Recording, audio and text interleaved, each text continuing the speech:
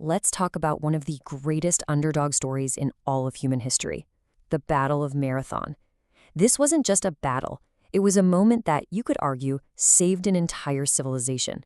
So picture this. It's September 490 BCE. We're on this dusty, sun-baked plain right on the coast, about 26 miles from the city of Athens. And right here, on this very spot, the fate of the Western world is literally about to be decided. And I want you to imagine you're right there. You're a hoplite. You're not some professional soldier, you're a farmer, maybe a potter, a regular citizen, standing in heavy bronze armor, ready to defend everything you love. Now, look across that field. You see the enemy's horses? Thousands of them.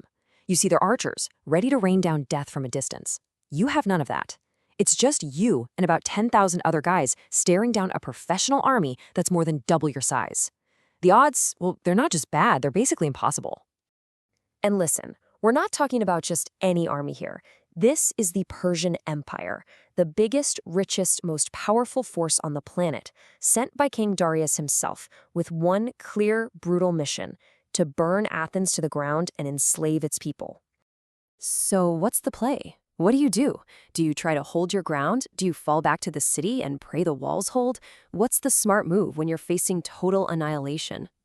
You run. Yeah, that's right. You and 10,000 of your brothers. You grip your spears and you charge, full speed across almost a mile of open ground, straight into the teeth of the enemy. It's a move that's so insane, so completely unexpected, it's going to change the course of history. But why on earth would they try something so desperate? Well, because this fight was never just about a piece of land. No, this was a clash of civilizations. It was the brand new idea of democracy, going toe-to-toe with the crushing might of an empire. It all really kicked off a few years earlier. See, some Greek cities over in Ionia, which were under Persian control, decided to revolt.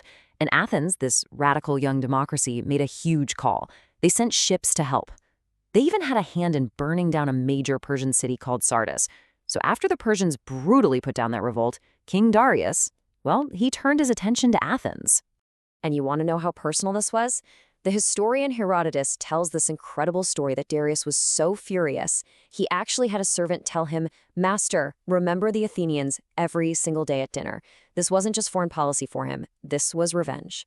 So when that Persian fleet finally lands at Marathon, the numbers are just staggering. You have the Greek force, a citizen militia of about 10,000 Athenians and 1,000 of their allies from a small town called Plataea, and they are facing a professional imperial army of at least 25,000 soldiers, with cavalry and archers, things the Greeks just didn't have. But you know what? The biggest battle they faced wasn't even against the Persians, at least not at first.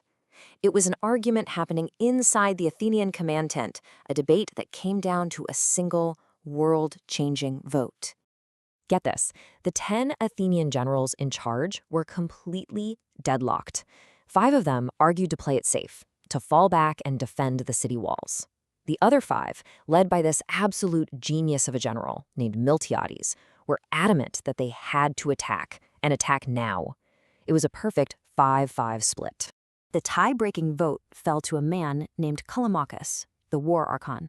And Miltiades made this incredibly passionate speech, basically laying it all on the line. He said, "Callimachus, it's on you. Either you condemn Athens to slavery, or you win her freedom." And with that, Callimachus cast his vote. They would fight. And Miltiades, who had actually served with the Persians years before and knew how they fought, had a plan.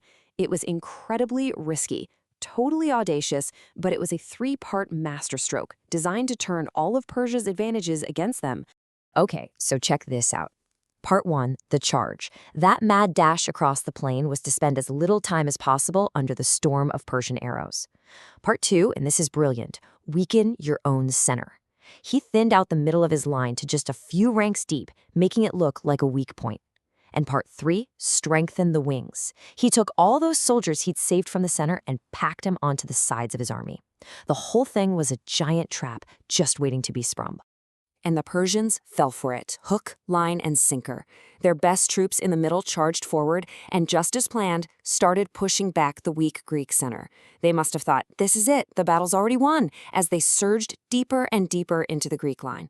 But while the Persian center was busy chasing that bait, The super strong Greek wings absolutely smashed through the weaker troops on the Persian flanks. And then, and this is the genius part, instead of chasing the guys who were running away, those Greek wings stopped, turned inward, and slammed into both sides of the now exposed Persian center. The trap snapped shut, the hunters had become the hunted.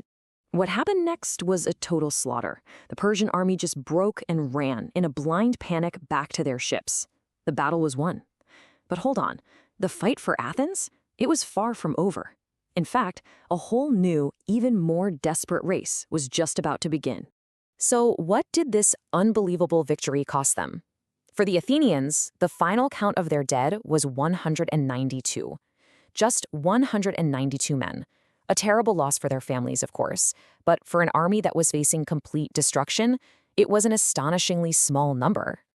Now, compare that to the Persian losses. Herodotus estimates about 6,400 Persian soldiers were killed. Miltiades' trap hadn't just worked, it had been catastrophically effective. Seeing they lost on the plain, the Persian commanders tried one last desperate move. They got their men back on the ships and set sail, aiming to go around the coast and attack the city of Athens itself, which they knew was now totally undefended.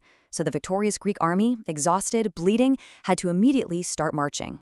And this was the original marathon. It wasn't one guy running. It was an entire army, in full armor, racing a fleet of ships for 26 miles. And incredibly, they made it. They arrived and formed up for battle on the shore, just as the Persian ships sailed into view. The Persians took one look at the very same soldiers who had just destroyed their army, already waiting for them, and they didn't even try to land. They just turned around and sailed home. As for the 192 Athenians who fell, they were given an honor that was almost unheard of in the ancient world.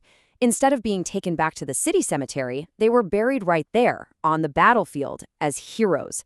And that burial mound, known as the Soros, is still there today. You can go and see it, a direct link to that incredible day. In the end, Marathon was so much more than a battle. It was proof that a small group of free citizens fighting for an idea could beat the massive army of an emperor. This victory gave Athens the confidence that fueled its golden age, the age of Socrates and the Parthenon. But it all came down to a single vote in a tent on one fateful morning. Really makes you wonder, doesn't it? What if that vote had gone the other way?